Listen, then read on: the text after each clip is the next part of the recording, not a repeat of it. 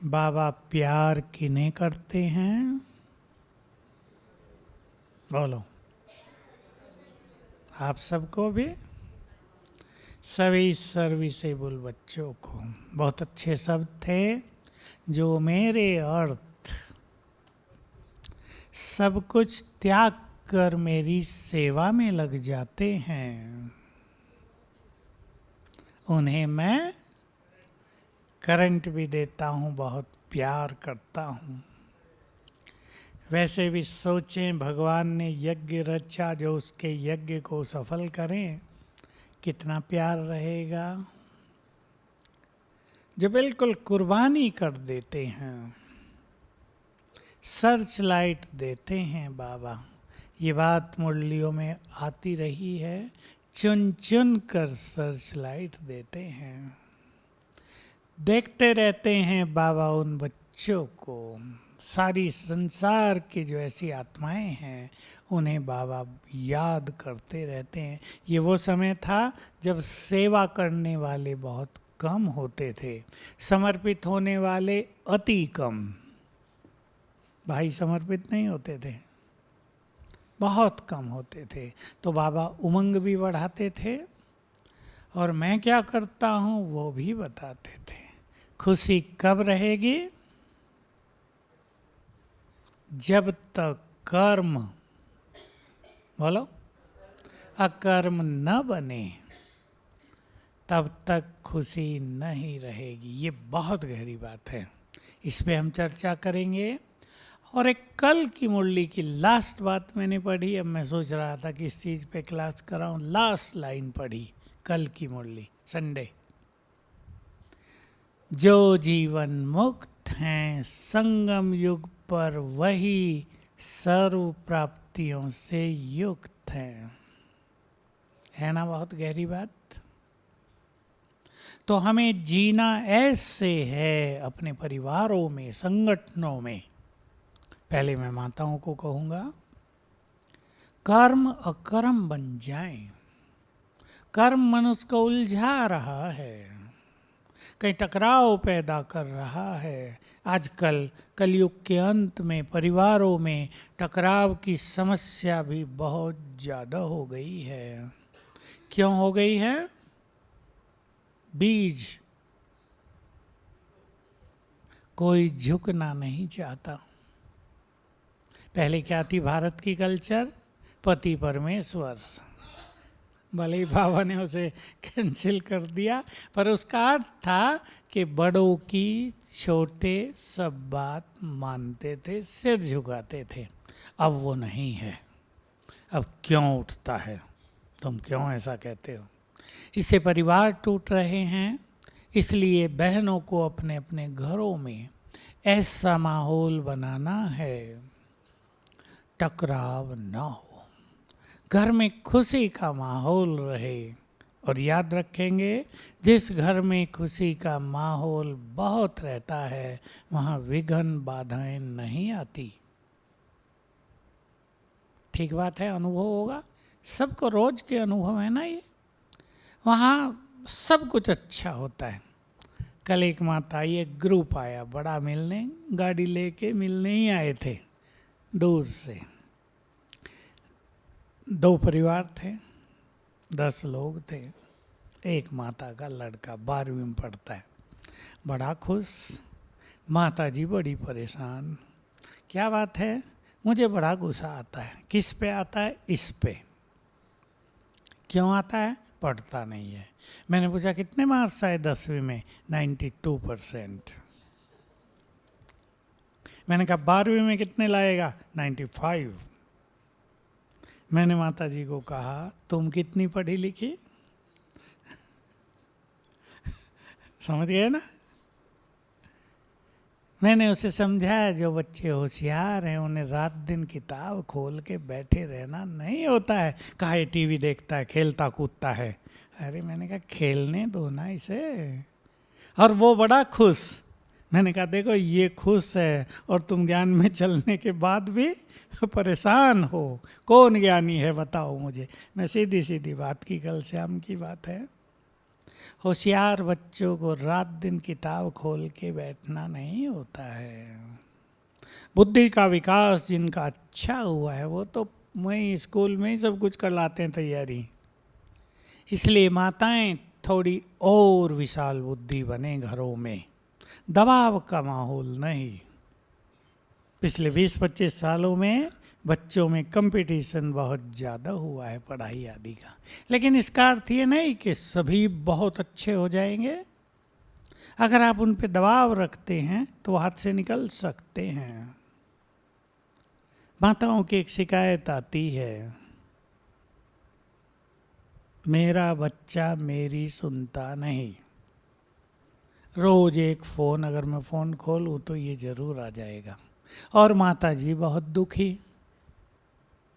मैं पूछता हूँ क्या नहीं सुनता वो तुम्हारी, कुछ बताओगे मुझे? अब सोचने लगती है क्या बताऊँ। फिर एक आध बात बताती है, एक दो बात सुनाती है, ये सुनता नहीं। मैंने एक नया एक्सपेरिमेंट शुरू किया है, भाई माताएं कर सकते हैं। मैंने उसे कहा 15 दिन तक तुम मुझे कोई शिक्षा न दो, थोड़ा फिर ही छोड़ो, देखो वो तुम्हारे पीछे पीछे नहीं घूमेगा। मम्मी क्या बात है, नाराज हो गई क्या, कुछ बोलती नहीं मेरे को, और अपने अच्छे स्वमान में रहो। ये छोटी छोटी बातें परिवारों में खुशनुमा माहौल बनाएंगी। अब समय बदल चुका है। कहाँ पहुंच गए हम? जहाँ से चक्र चला था, बस वो जो सुई दिखाई ना हमारे चक्र में, वो आगे खिसक गई है बहुत, वो वहीं नहीं है। बिल्कुल आ गए हैं वहीं जहाँ से चक्र चला था। इसलिए थोड़ी परीक्षाएं भी और थोड़े हमारे जो देव संस्कार थे संपूर्णता के, वो भी जागृत हो रहे हैं। तो दोनों के बीच कहीं कहीं संघर्ष भी संभव है। इसलिए अपनी स्थिति को बहुत अच्छे बनाए रखना, ये सभी ज्ञानी आत्माओं का लक्षण है। अगर घरों में कोई टकराव में है तो समझ लें उनमें ईगो है, कहीं ना कहीं अहम, क्रोध है, या दूसरों से कामनाएं बहुत ज़्यादा हैं। ये कामनाएं भी थोड़ा कष्ट दे रही हैं मनुष्य को। तो संभलेंगे, टकराव न हो, थोड़ा झुक के चलेंगे। बाबा एक चीज़ बहुत अच्छी सिखाते थे, हम लोग जब छोटे थे तो बहुत सिखाई जाती थी। एक ने कहा, दूसरे ने माना। बहुत सहज सहज जीवन जीने का तरीका सीख लिया था ये। शुरू में हम ऐसा करेंगे, हम दूसरों के अनुसार चलना सीखें। मेरे अनुसार सब चलें, थोड़ा छोड़ें इसको, थोड़ा आगे बढ़ें। दूसरी बात मैं माताओं को खास कहना चाहता हूँ, ये समझदारी की बात है। अगर आप दूसरे की बहुत चिंता करते हैं, मान लो बच्चे की, वो बीमारी हो गया और आप चिंतित बहुत हैं, तो आपसे बच्चे को क्या जाएगा? Negative energy. आप उसको मदद नहीं कर रहे हैं।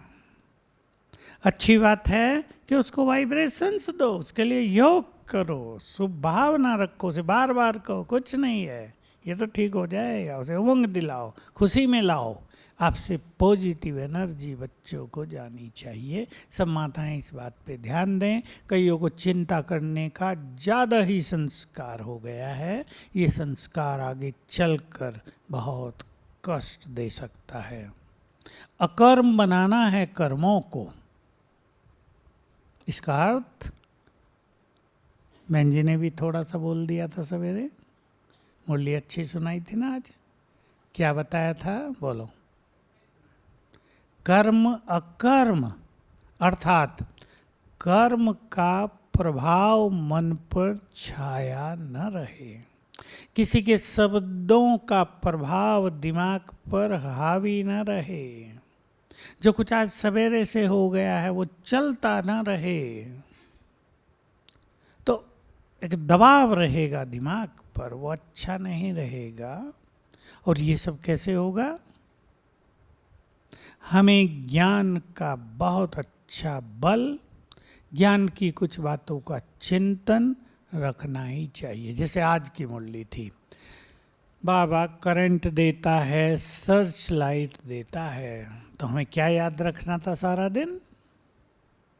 बोलो। मैंने रखा, हालांकि मैं बहुत बिजी कर दिया गया सवेरे से, इतना बिजी कि मैंने 2 सेब निकाले थे कि खा के जाऊंगा, वो भी रखे रह गए। फिर थोड़ा सा तरबूज रखा था, वो निकाला, अब जल्दी ये खा लूँगा, वो भी रखा रह गया। फिर और एक तीसरी चीज़ निकाली, ये खा के चलता हूँ, वो भी रह गई। आखिर 11:30 बज गए। मैं सोचा अभी तो ये सब छोड़ देता हूँ, खाना ही जल्दी खा लूँगा। फिर भी मैंने याद रखा। किस रूप में याद रखना चाहिए? बाबा मुझे सर्च लाइट दे रहा है। एक ही बात काफ़ी होगी सारे दिन के लिए। बाबा मुझे बहुत प्यार करता है क्योंकि सच्चे दिल से हम उसकी सेवा कर रहे हैं। तो मज़ा आ जाएगा ना, पावरफुल योग हो जाएगा। परम धाम से उसकी सर्च लाइट हमारे ऊपर पड़ रही है। पावरफुल योग। किन सेवा करने वालों पर भगवान राजी रहता है और किन के कर्म अकर्म बनते हैं। सेवा कर्म है ना। कईयों के लिए ऐसा हो जाता है कि सेवा उनको योगी नहीं बनने देती और वो कहेंगे सेवा बहुत है, योग का टाइम नहीं मिलता। और बाबा ने क्या कहा? जो पुराने हैं अव्यक्त मुरलियां जिन्होंने अच्छी सुनी है, बोलो। नहीं,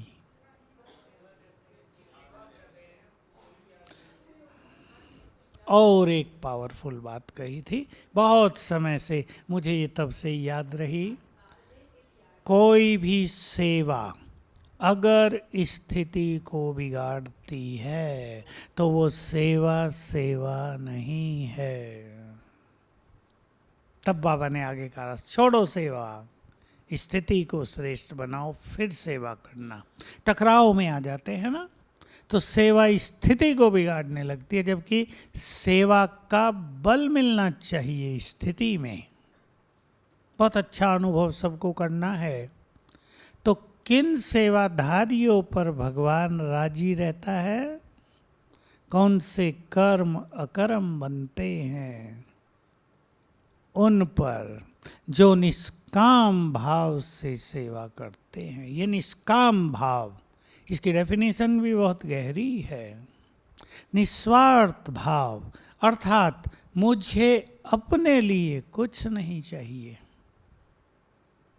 नहीं तो मनुष्य पहले अपना हिस्सा निकालता है ना। दुनिया वाले रहने वाले बैठे हैं, पहले क्या करेगा मनुष्य?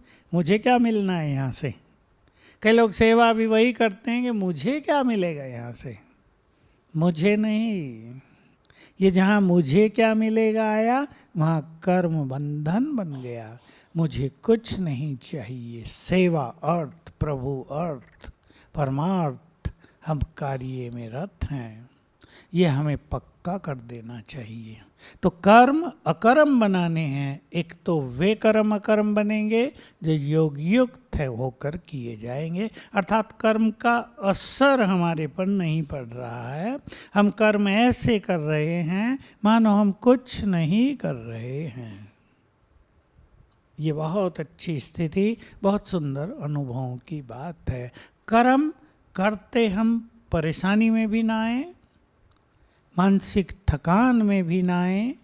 ऐसे नहीं रात तक हमने बहुत कर्म तो किया लेकिन सारा बोझ सिर पर रख लिया है, वो कर्म बंधन बन गए। वो बोझ अगले दिन भी चलेगा।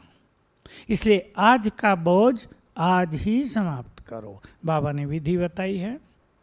कभी तो बाबा ने बहुत ही गहरे सुंदर पावरफुल शब्द बोले, अगर ये करोगे तो धर्मराजपुरी से बच जाओगे। बोलो क्या बताया रात के लिए? बाबा को अपना सब कुछ अर्पित करके सुनाकर, उससे दुआएं लेकर फिर सो। कोई गलती भी हो गई है वो उसको सुनाओ। अब सूक्ष्म बात है, सच्चे दिल से पहुंचो सूक्ष्म वतन में। नहीं पहुंचना आता, यहीं से सुना लो तो बहुत हल्कापन होगा। हम लोगों ने तो शुरू में ये किया था, बाबा के नाम एक छोटा सा पत्र लिखना, 5 लाइन का बस। मज़ा आ जाता था, रूढ़ियान करनी आ गई बाबा से। मन पर कोई भी बोझ लेकर हमें सोना नहीं है, मुस्कुराते हुए सोएंगे तो मुस्कुराते हुए उठेंगे। जिस स्थिति में सोया जाता है वो स्थिति स्वतः ही सवेरे बन जाती है। तो हमें कर्म करते, सेवा करते, बहुत निष्काम होते चलना है। तो कर्म हमारे लिए कर्म बंधन नहीं बनेंगे, कर्म हमें कर्मातीत अवस्था की ओर ले चलेंगे। कर्म बहुत बड़ा पुण्य हो जाएगा। सेवा में आए हैं आप सभी, माताएं बहुत बैठी हैं, खुशी तो लेकर जाते ही हैं यहाँ से, वो तो कॉमन बात है। भगवान के कार्य में लगे बहुत खुशी मिलती है, लेकिन कुछ बल लेकर जाएंगे यहाँ से और कुछ सीख कर जाएंगे जीवन के लिए। यहाँ भी आपको संगठन में रहना पड़ता है। देखो, सोना तो संगठन में पड़ता है ना, वहाँ हमें बहुत कुछ सीखने को मिलता है। ये संगठन हमें गुण सिखाता है, गुणदान करता है। ये भाई 5 सो रहे हैं एक कमरे में, कोई कैसा कोई कैसा, फिर भी हमें सहनशील बनना है। ऐसे नहीं सोते हुए हम डिस्टर्ब हो जाएं, हमें सहनशील बनना होता है, एक दूसरे को सहयोग भी देना होता है। ऐसे नहीं हम 11 बजे आए और पहला काम किया ट्यूबलाइट जलाई, दूसरे सोए हुए हैं। सीखना होता है ना, ये भी दूसरों का भी ध्यान रखना, ये राजाई संस्कार है। जो मनुष्य दूसरों का ध्यान रखते हैं, दूसरों की पालना करते हैं, दूसरों को सुख देते हैं, ये राजाई संस्कार है। और जो सोचते हैं नहीं मुझे तो अब एक मुरली पढ़ के सोना है, कपड़े बदलने हैं, मुझे तो लाइट चाहिए, तुम जगो या सो, तुम भी उठो मुरली पढ़ो, कोई ऐसा भी कर देंगे। तो ये एक रॉयल संस्कार, विशाल दिल की पहचान नहीं है। दूसरों का ध्यान रखना बहुत जरूरी है। अब हम आ जाएं उस बात पर, जो जीवन मुक्त हैं वही संगम युग पर सर्व प्राप्तियों से युक्त हैं। ये हैं भगवान के गहरे महावाक्य, है ना गहरे। जीवन मुक्त, वैसे तो जीवन मुक्ति सतयुग को कहते हैं, पर यहाँ जीवन मुक्त, जीवन में रहते हुए मुक्त अवस्था। बाबा की मुरलियों में ये बात पहले चलती थी कि मुक्ति धाम में न तो तुम्हें पता है कि हम मुक्त हैं और न वहाँ मुक्ति का कोई अनुभव है, क्योंकि अनुभव के लिए क्या चाहिए, शरीर चाहिए, मन बुद्धि एक्टिव चाहिए। मन बुद्धि तो वहाँ भी हैं, पर सूक्ष्म शरीर भी नहीं है, स्थूल भी नहीं है। और सतयुग में जीवन मुक्ति का अनुभव नहीं है, क्योंकि कोई कंपैरिजन नहीं है। दुख हो तो पता चलता हम बहुत सुखी हैं, वहाँ ये कोई कहेगा नहीं हम बहुत सुखी हैं, जबकि वहाँ अथाह सुख है। किस चीज़ की कमी नहीं है, पर वहाँ कोई कहेगा नहीं हमारे पास बहुत धन संपदा है। इन दोनों का अनुभव यहाँ करना है, मुक्ति का भी और जीवन मुक्ति का भी। यहाँ रहते परम धाम में अपने को स्थित कर दें, अपने घर में बैठ जाएं, डीप साइलेंस में हो जाएं, सभी संकल्पों से मुक्त हो जाएं। यह है मुक्ति की अवस्था। रोज कर सकते हैं, बैठ जाएं परम धाम में, डीप साइलेंस हो जाए, चित्त शांत, ये मुक्ति का परम आनंद यहाँ अनुभव होगा।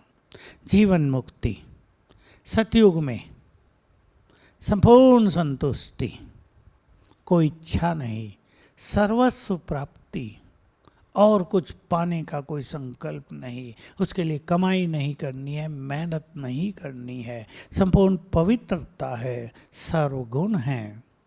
वो स्थिति यहाँ आती जाए, संपूर्ण निर्विकारिता, संपूर्ण संतुष्टि, बहुत खुशी, आनंद ही आनंद जीवन में। जैसे जीवन में रहते हुए मुक्त हैं, विकारों से भी मुक्त हैं, बंधनों से भी मुक्त हैं, दुखों से भी मुक्त हैं, अशांति से, टकराव, लड़ाई झगड़ा, काम क्रोध सबसे मुक्त हुए। ये जीवन मुक्त अवस्था है। बहुत ऊंची बात है, लोगों की कल्पनाओं से भी परे है। शुरू में हमारे यहाँ सन्यासी आ जाया करते थे, म्यूजियम में हम लोग भी जाते थे। म्यूजियम है ना नक्की के किनारे, तो समझाने जाते थे, सन्यासी आ जाते थे। जब हम पवित्रता की बात करते थे तो वो लोग एक बात कई सन्यासियों ने हमें कही कि संपूर्ण पवित्र बनना कलयुग में इम्पॉसिबल है। हम उन्हें कहते थे पॉसिबल है। अभी हम भी इतने मैच्योर तो नहीं थे, छोटे छोटे थे, हमें समझ में नहीं आता था ये क्यों कहते हैं भाई, क्योंकि हमें दुनियावी चीज़ों का ग्रस्त का कोई अनुभव नहीं। धीरे धीरे वो बताने लगे कलयुग का माहौल बहुत बुरा है, बाहर से ब्रह्मचर्य पालन किया जा सकता है, मन में कुछ ना कुछ चलता रहेगा। हम कहते थे नहीं। तो मैं सोचता था देखो ये अपना अनुभव सुनाते हैं, हम लोगों का अपना अनुभव है, क्योंकि हमें बाबा ने पवित्र बनने की विधि बताई है। केवल ये कहा नहीं पवित्र बनो, आज भी था। नॉलेज लेना, वर्षा लेना, इसमें समय नहीं लगता, समय लगता है पावन बनने में। पूरी बुद्धि को क्लीन कर दें, न किसी के प्रति नफरत रहे, बहुत इंपॉर्टेंट चीज है। न किसी के प्रति निगेटिविटी रहे, जो आजकल बहुत चली हुई है। न कोई चिंता अंदर समाई हो, न कोई डर समाया हो, न पास्ट की बातों का बोझ समाया हो। बुद्धि क्लीन। बाबा की मुरली में आज एक और गहरी बात थी, इसको कहते हैं स्वच्छ बुद्धि। मैं तुम्हारे सामने बैठा हूँ, तुम बच्चे जानते हो बाप हमारे सामने बैठा है और क्या दे रहा है? याद करो, चलो सवेरे पहुंचो। दिव्य दृष्टि दे रहा है। था दिव्य दृष्टि। देखो भगवान की दृष्टि मिली है हम सबको, छोटी बात नहीं है। गुरु ग्रंथ साहब में ये बातें वर्णन हैं। सतगुरु की दृष्टि ने निहाल किया, पर वो दृष्टि मिली हम सबको। ऐसी श्रेष्ठ दृष्टि हमें भी संसार को देनी है।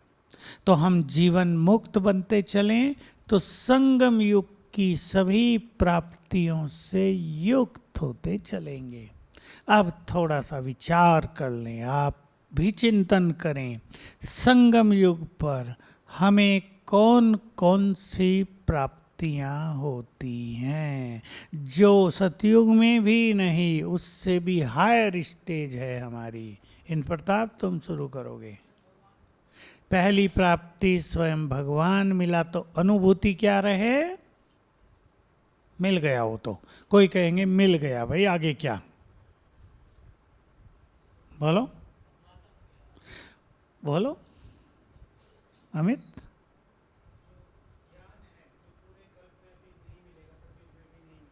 एक ज्ञान मिला। इंद्र प्रताप ने जो कहा परमात्म प्राप्ति हुई, उस प्राप्ति के सुख में रहें।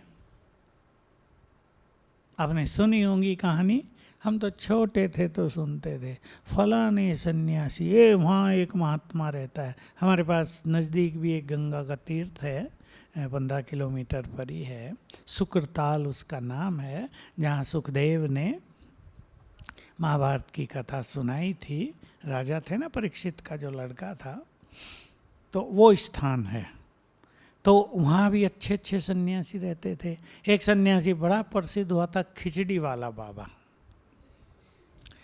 मतलब उसके यहाँ खिचड़ी बनती रहती थी, लोग खाते रहते थे। उसके पास एक सिद्धि थी, टीन के कनस्तर होते हैं ना, वो कहता था गंगा से पानी भर के लाओ, और वो जैसे ही लाते थे वो घी बन जाता था, वो खिचड़ी में डाल देते थे।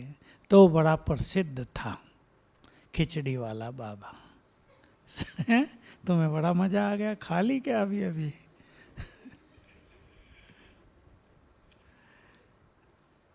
तो देखते थे लोग, मैं उसी बात पर आ जाऊं कि भाई इस व्यक्ति को, इस महात्मा को भगवान का दर्शन हुआ है। होते थे ऐसे लोग, आजकल नहीं मिलते हैं, पर अब से 50-60 साल पहले ऐसे सन्यासी महात्मा होते। तो देखते थे वो तृप्त हैं, उन्हें कोई इच्छा नहीं, उन्हें धन इकट्ठा करने की इच्छा नहीं, जो आजकल के सन्यासियों को रहती है ना, उन्हें कुछ नहीं, तृप्त आत्मा हुए। तो भगवान की प्राप्ति हुई तो उसका स्वरूप होगा तृप्त आत्माएं। अगर भगवान को पाकर भी मन इधर उधर भटक रहा है, और जो अमित ने कहा उसका संपूर्ण सत्य ज्ञान मिला, अगर ज्ञान पाकर भी मन स्थिर नहीं हुआ है तो कब होगा?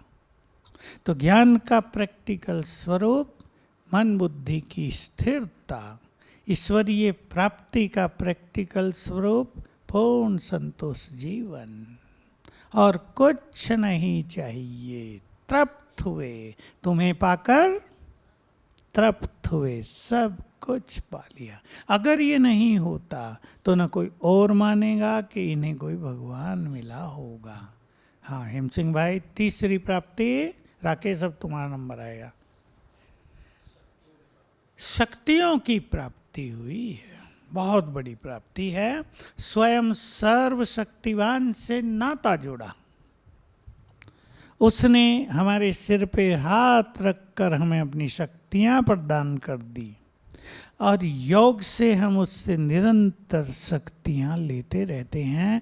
तो हमें बहुत शक्तिशाली बनते चलना है। शक्तिशाली आत्मा की पहचान बहने बताएंगे अब। निर्भयता, निश्चिंतता, अडोलता, तीन ही बातों में आ जाएगा सब कुछ। छोटी छोटी बातें भयभीत करें तो शक्तिशाली नहीं। छिपकली से डरे बहने, बहने ही नहीं भाई भी डरते हैं। पीछे एक प्रोग्राम में जब ये था ना कल्चरल विंग का, एक एक्टर भी आया हुआ था, पतला दुबला सा था, और उसका चेहरा ऐसा था कि आप उसे देख के कहेंगे ये भी एक्टर है क्या, ऐसे भी होते हैं। ये प्रश्न उससे किसी ने पूछ लिया मेरे सामने, आप भी एक्टर हो? कि उसने कहा भाई फिल्मों में हर तरह का एक्टर चाहिए, मोटा भी, काला भी, लूला लंगड़ा भी, और मेरे जैसा भी। उसका चेहरा ऐसा ही था, वो वैसे पार्ट बजाता था जैसे कोई शराबी है, बहुत बड़ा खतरनाक सा आदमी है, उसका चेहरा भी ऐसा ही था। तो डाइनिंग हॉल में फिर मुझे मिला, कहा मेरी एक समस्या है, छिपकली से बहुत डर लगता है।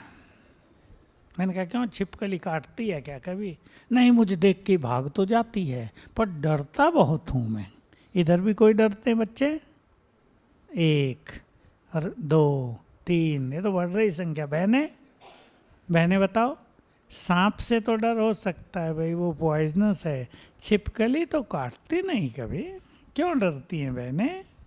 नहीं, आप आज से संकल्प किया करो, छिपकली मेरी गुड फ्रेंड है। ये जानवर आपके वाइब्रेशंस को तेजी से ग्रहण करेंगे और आपका डर भी निकल जाएगा और वो आपसे दूर भी रहेंगे। गुड फ्रेंड है इसका अर्थ नहीं आपकी गोद में आ जाएगी, ऐसा नहीं करेगी छिपकली, लेकिन दूर रहेगी। भाई ये डरते हैं बहुत तो मैं इनसे दूर रहूं। तो हम शक्तिशाली हैं, डर नहीं। और दूसरी बड़ी बात है निश्चिंत जीवन। क्यों निश्चिंत? हाँ, जिनको भगवान साथ दे रहा हो, जिनकी चिंता वो करता हो, वो किसकी चिंता क्यों करे? ये चिंतन अपने को दो। हमारी चिंता स्वयं भगवान कर रहा है, फिर हम किसी बात की चिंता क्यों करें? उसको देना सीखें। समर्पण भाव, ये सब कुछ ले जाओ, तुम हर लो ये सब चीज़ें, और अनुभव होंगे कैसे वो हमारी चिंताएं हर लेता है। उससे हमारा इतना गहरा नाता हो जाए कि हम उसे अधिकार से कह सकें, ध्यान देंगे सभी शब्द पर, किससे कह सके, बोलो। पीछे वाली बहनें किससे? अधिकार से। भाइयों ने सुना? अधिकार से कह दो, ले जाओ ये सब, हमें नहीं चाहिए चिंताएं विंताएं, हमें खुश रहना है। जरा अपने को खोलो। एक छोटी चिंता लेकर बैठे हैं, चेहरा लटकाए हुए, खुशी का नाम निशान नहीं। इसने मुझे ये कह दिया, कहने वाला भूल भी गया कह के, सुनने वाले याद कर रहे रात दिन, सपना भी वही देख रहे हैं। इसकी जरूरत नहीं। बाबा को अर्पित। तो बहुत शक्तियां मिली हमें। और क्या मिला बाबा से? बहनों का नंबर। क्या क्या खजानों बताओ हैं? खजानों से झोली भर दी।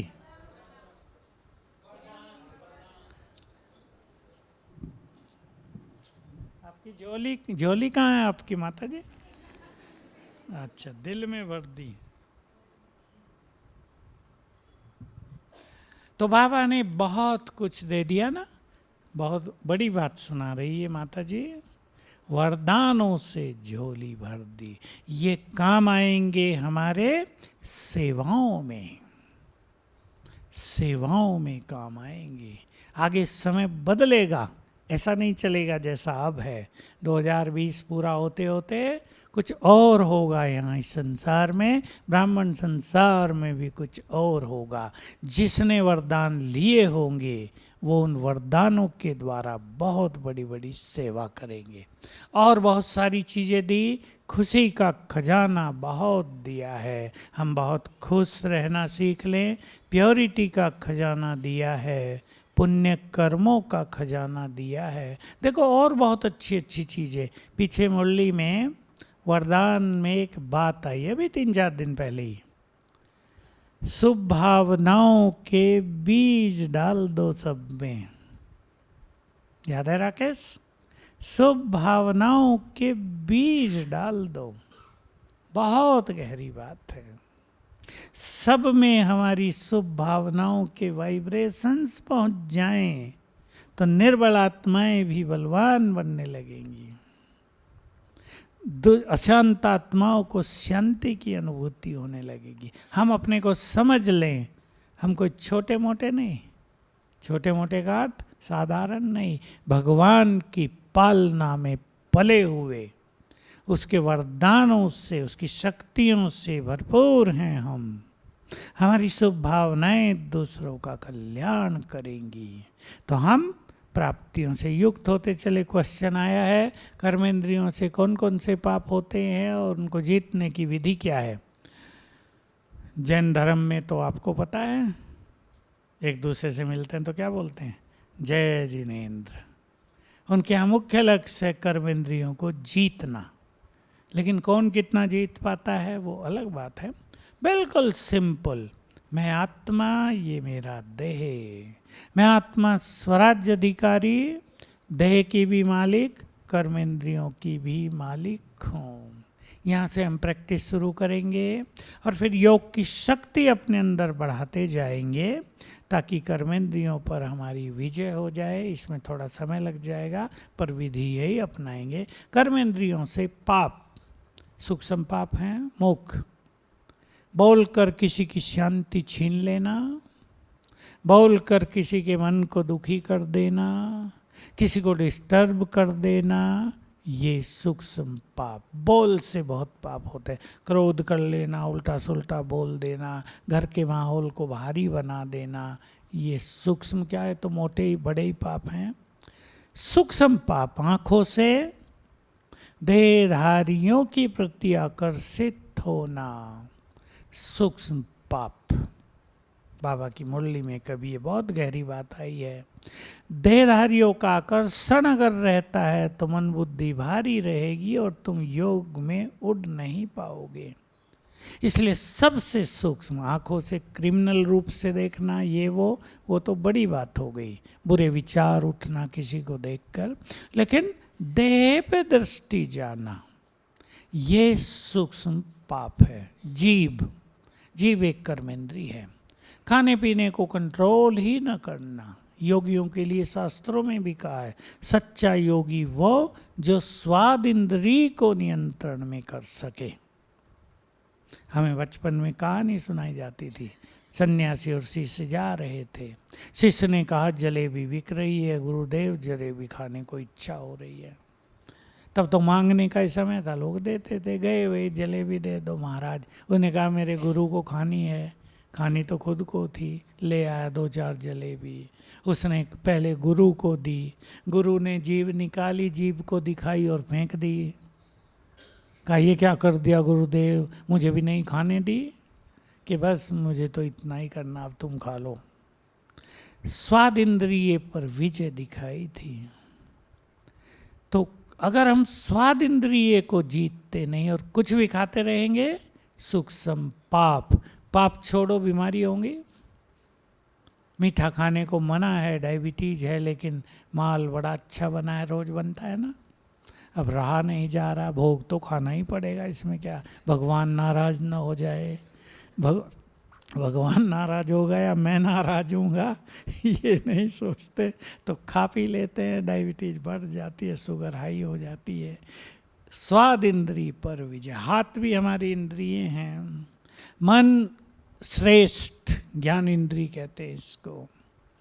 मन में दूसरों के लिए दुर्भाव ना रखना, सूक्ष्म पाप।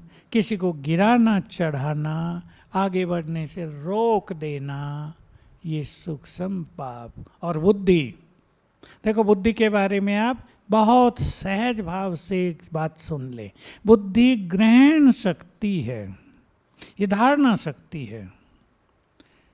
किसी ने नफरत धारण कर ली है, किसी ने ईर्षा द्वेष, किसी ने परचिंतन, किसी ने व्यर्थ का चिंतन, वेस्ट थिंकिंग, कुछ और बुराइयां, दूसरों के अवगुण रख लिए हैं इस बुद्धि में, ये भी सूक्ष्म पाप हो गया। बुराइयां दूसरों की रख ली हमने अपने अंदर। ये ऐसे ही हुआ जैसे एक माता ने अपने घर का झाड़ू लगा के किचरा थैली में भर के बाहर रखा और दूसरी माता दौड़ के गई, वो किचरे की थैली उठा के अपने घर में रख ली। ये ऐसा हो गया, खराब होगा ना? या खुश होंगे लोग देख के, बड़ी समझदार माता है, दूसरे का माल भी अपने घर में ले आई। बुद्धि में ये सब गंदगी रख लेना, इससे बुद्धि भारी होती जाएगी। जिसको संगम युग का सुख लेना है, उसे बुद्धि को क्लीन करना ही होगा। सोच लो, जैसे भारत में स्वच्छता अभियान चलवाया मोदी जी ने, अब ब्राह्मण परिवार बुद्धि की स्वच्छता का अभियान चला दे। क्या करना है हमें नफरत, घृणा, ईर्षा, द्वेष रखकर? ये तो जन्म जन्म रखते आए, नीचे उतरते आए। अब इस बुद्धि में हमें भगवान को बैठाना है। लोग कहते हैं ना सबके दिलों में भगवान बैठा है। गंदे दिलों में भगवान बैठेगा भला? आएगा भी नहीं। यार तुम्हारा दिल मेरे लायक है? हमें बुद्धि में भगवान को बैठाना है। बुद्धि बहुत स्वच्छ बर्तन होना चाहिए। तो ये सूक्ष्म पाप हैं और इस तरह हम कर्मेंद्रियों को जीतेंगे। अब हम योग करते हैं और योग यही करेंगे।